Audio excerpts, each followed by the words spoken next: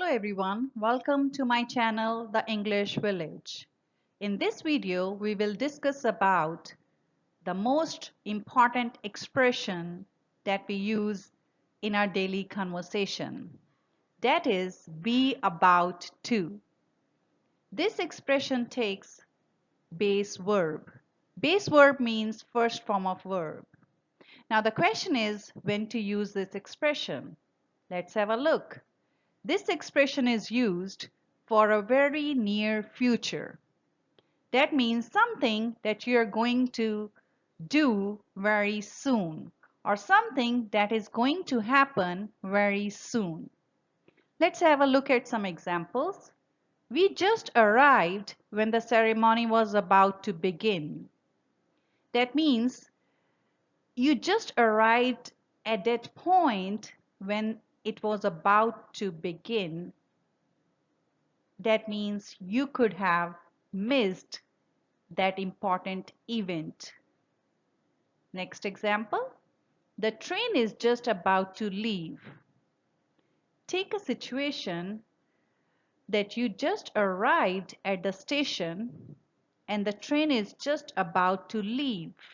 You were so close to that point to take the train. Otherwise, you could have missed the train. Next example, the plane is about to take off.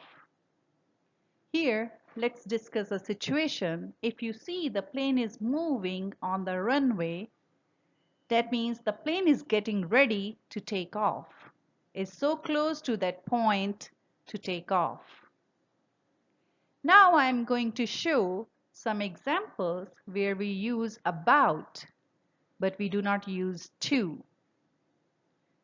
Let's find out. In the first example, what is the movie about? That means I'm asking question, what is the subject? What is the content of the movie? So here I'm trying to find out or express what the subject or the content is. So we use about without infinitive when we are asking about the subject or the content.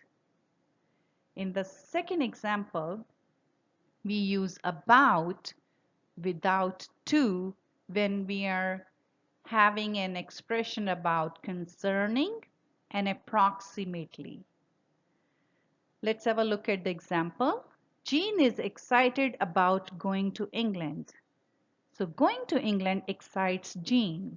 Here, excited about means that he is excited or concerned about his going to England. Next example, there were about 20 people at the press conference. That means there were approximately 20 people present at the press conference. Here they are showing about to mean approximate and estimate when we don't have exact figure. I hope you enjoyed learning about this expression and you had fun. That's all about this expression. Have a good one and I'll be back with more concepts.